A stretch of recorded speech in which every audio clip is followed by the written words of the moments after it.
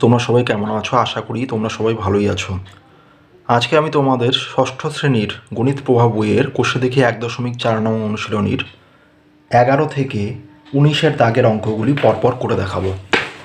এই যে 11 থেকে 19-এর দাগের অঙ্কগুলি তোমরা দেখছো, এই অঙ্কগুলি আমি তোমাদের পরপর করে দেখাবো। তো চলো তাহলে আজকের ভিডিওটা শুরু করা যাক। 11 নম্বর অঙ্কটা দেখো কি বলা আছে। আমার কাছে 5 টাকা ছিল, আমি 3.50 টাকার পেন কিনেছি, কত টাকা পড়ে আছে দেখি। তাহলে 5 টাকা ছিল, তা থেকে কত খরচ করলো? 3.5 টাকা। তাহলে বাকি টাকা পড়ে থাকবে। তাহলে বাকি বের করতে হলে কি করতে হবে? বিয়োগ করতে হবে। আমার কাছে ছিল 5 টাকা,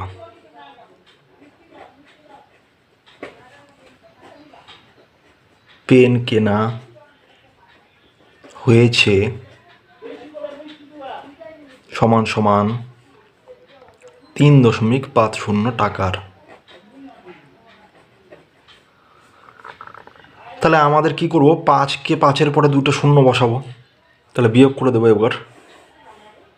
সুতরাং আমার কাছে পড়ে আছে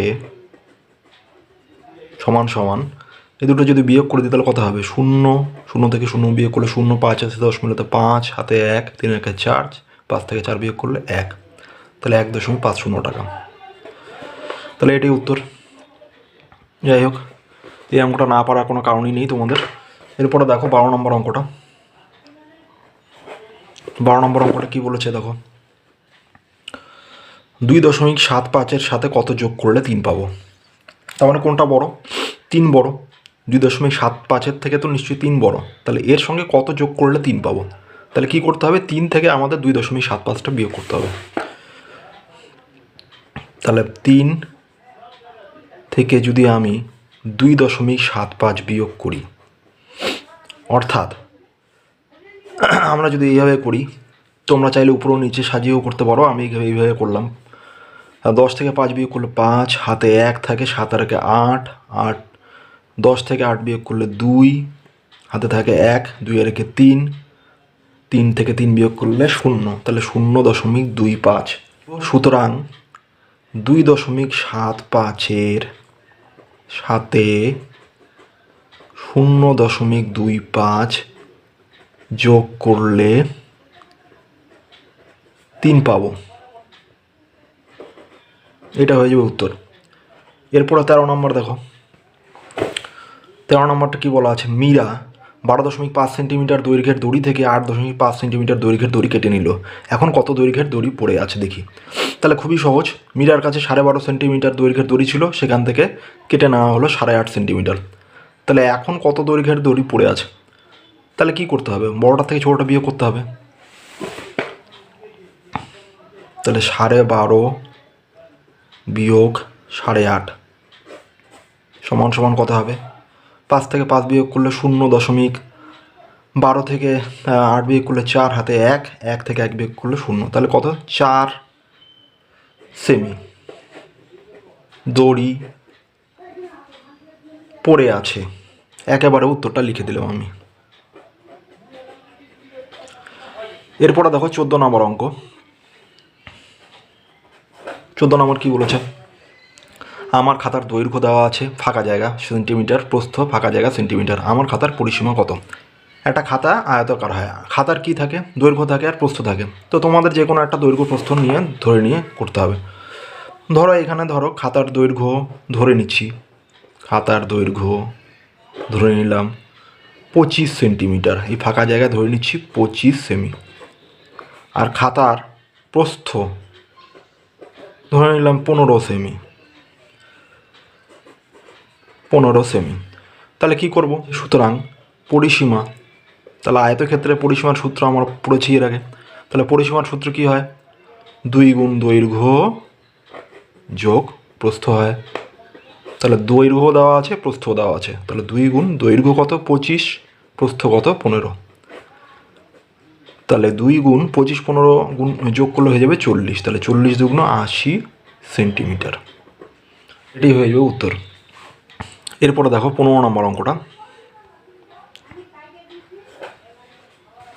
15 নম্বর অঙ্কটা দেখো কি বলেছে, বাড়িতে অনুষ্ঠানের জন্য বাবা 200 টাকার চাল, 125.50 টাকার ডাল ও 242.50 টাকার সবজি এনেছেন। বাবা মোট কত টাকা খরচ করেছেন? তাহলে মোট বের করতে হলে কি করতে হবে আমাদের এই তিনটাকে যোগ করতে হবে। তাহলে যোগ করব। এবার যোগের মতো করে যদি বসিয়ে দাও, 200, তারপরে কত আছে 125.50, আর কত আছে 242.50। প্রথমটা কিছু নেই মানে এখানে দশমিক ধরে নিলে এরপরে যদি দুটো শূন্য বসাই তাহলে কোনো অসুবিধা নেই। তাহলে যোগ করে দেবো। তাহলে যোগ করলে যোগ তোমরা জানো কীভাবে করতে হয়, 0, 5 5 10 0, হাতে 1, 2 এর একে 3, 5 আর 3 8, 4 আর 2 6, এদিকে দেখো 2 এর একে 3, 3 2 5। তাহলে কত হয়ে যাচ্ছে? সুতরাং বাবা মোট 568 টাকা খরচ করেছেন। এটা হয়ে যাবে উত্তর। 16 নম্বর অঙ্কটা কি বলেছে দেখো, লং জাম্প প্রতিযোগিতায় সাহিল 182.88 সেমি লাফিয়েছে আর মুন্না লাফিয়েছে 179.25 সেমি। সাহিল কত বেশি লাফিয়েছে? তার মানে সাহিল বেশি লাফিয়েছে সেটা আগেই বলা হয়েছে। তাহলে কি করতে হবে, কত বেশি লাফিয়েছে? সাহিল যেটা লাফিয়েছে তার থেকে মুন্না যত লাফিয়েছে সেটা বিয়োগ করতে হবে। তাহলে এখানে লিখব, যেহেতু প্রশ্নের অঙ্ক একটু লিখতে হয়, সাহিল লাফিয়েছে সমান সমান কত সেন্টিমিটার বলা ছিল? 182.88 সেমি। আর মুন্না লাফিয়েছে কত? 179.25 সেমি। তাহলে বিয়োগ করতে হবে, সাহিল কত বেশি লাফিয়েছে। সুতরাং সাহিল বেশি লাফিয়েছে বিয়োগ করব। 8 থেকে 5 বিয়োগ করলে 3, 8 থেকে 2 বিয়োগ করলে 6, এরপরে 12 থেকে 9 বিয়োগ করলে 3, হাতে 1 থেকে 7 আর 8, 8 থেকে 8 বিয়োগ করলে 0, 1 থেকে 1 বিয়োগ করলে 0। তাহলে তোমার হচ্ছে 3.0টা লেখার দরকার নেই, 3.63 সেমি। এটাই হয়ে যাবে উত্তর। এরপরে দেখো 17 নম্বর অঙ্ক, ছোট ছোট অঙ্ক তাই তাড়াতাড়ি হয়ে যাচ্ছে। 17 নম্বর দেখো, 5 থেকে কত বিয়োগ করলে 2.172 পাবো? তাহলে 5টা বড় আছে, 5 থেকে যদি 2.172 বিয়োগ করি তাহলে উত্তরটা বের হয়ে যাবে। তাহলে 5 থেকে কত বিয়োগ করলে 2.172 পাবো? তাহলে তোমরা যেভাবে বিয়োগ করো সেইভাবে বিয়োগ করবে ব্যাস। তাহলে এখানে কিছু নেই, তাহলে দশমিক বসিয়ে নিব, দশমিকের পরে যেই কটা শূন্য বসাই না কেন 5ই থাকবে, হলো। তাহলে এবার বিয়োগ করব। 10 থেকে 2 বিয়োগ করলে 8, হাতে 1 থাকে, 7 আর 8, 10 থেকে 8 বিয়োগ করলে 2, হাতে 1 থাকে, 1 আর 2, 10 থেকে 2 বিয়োগ করলে 8, হাতে থাকে 1, 2 আর 3, 5 থেকে 3 বিয়োগ করলে 2, তাহলে 2.828। ঠিক আছে, কী লিখব? 5 থেকে 2.828 বিয়োগ করলে কত পাবো? 2.172 পাবো। এটাই হয়ে যাবে উত্তর। এরপরে দেখো 18 নম্বর, এটা লাস্ট প্রশ্নের অঙ্ক। এরপরে যোগ অঙ্ক আছে দশমিকের। 18 নম্বরটা কী বলেছে, 4.15 থেকে 2.647 বিয়োগ করে বিয়োগ ফলের সঙ্গে কত যোগ করলে 10 পাবো? আচ্ছা, প্রথমে বিয়োগটা করে নিই। 4.15 থেকে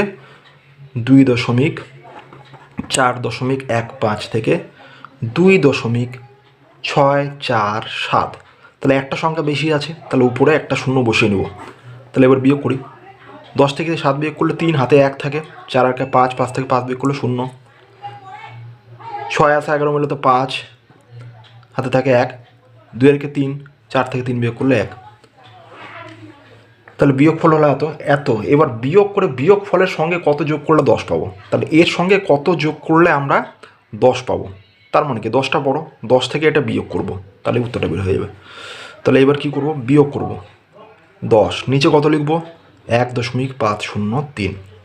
তাহলে এইবার উপরে 10-এর পরে 3টে শূন্য বসিয়ে দেবো। এবার বিয়োগ করব এটা। তাহলে এবার কি করব?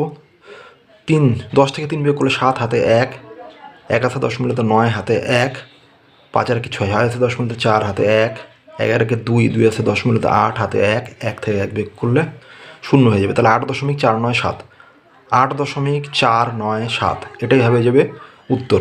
তাহলে সুতরাং বিয়োগ ফলের সঙ্গে 8.497 বিয়োগ করলে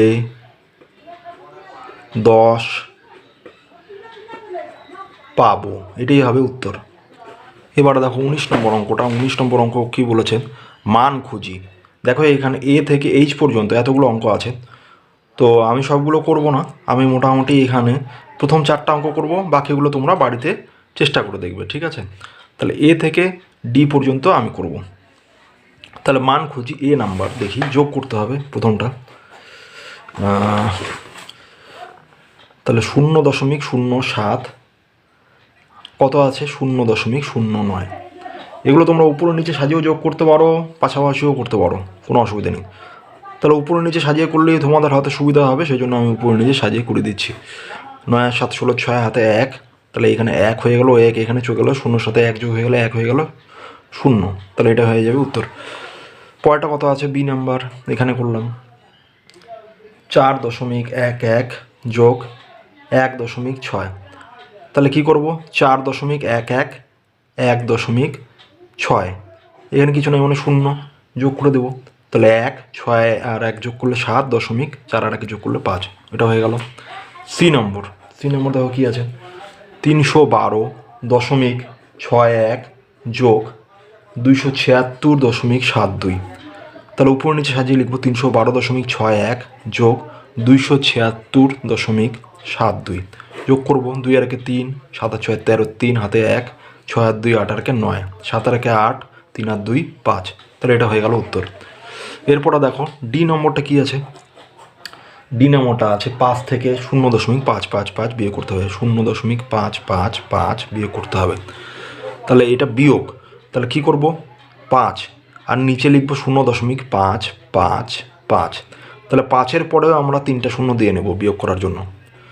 এবার কি করব, 10 থেকে 5 বিয়োগ করলে 5 হাতে 1 থাকে, 5 আর 1 6, 10 থেকে 6 বিয়োগ করলে 4 হাতে 1 থাকে, 5 আর 1 6, 10 থেকে 6 বিয়োগ করলে 4 হাতে 1 থাকে, 5 থেকে 1 বিয়োগ করলে 4, তাহলে 4.445 এটাই হয়ে যাবে উত্তর, ঠিক আছে। তো বাকি যে আমি এই পর্যন্ত করালাম এই মান খুঁজিগুলো, কারণ এই অঙ্কগুলো খুবই সহজ, তোমরা এর আগে ক্লাসেই শিখেছো, তো এই জন্য সবগুলো করাচ্ছি না। নিচে তোমরা বাকি যে অঙ্কগুলো আছে ই থেকে এইচ পর্যন্ত সেগুলো বাড়িতে চেষ্টা করবে। ছাত্রছাত্রীরা, আশা করি তোমরা আজকের অঙ্কগুলো বুঝতে পেরেছো, এবং বাকি অঙ্কগুলো তোমরা যেগুলো কথা বললাম সেগুলো বাড়িতে সহজেই সলভ করতে পারবে। তো আজকের ভিডিওটা এই পর্যন্তই। সবাই তাহলে ভালো থেকো, সুস্থ থেকো, টাটা।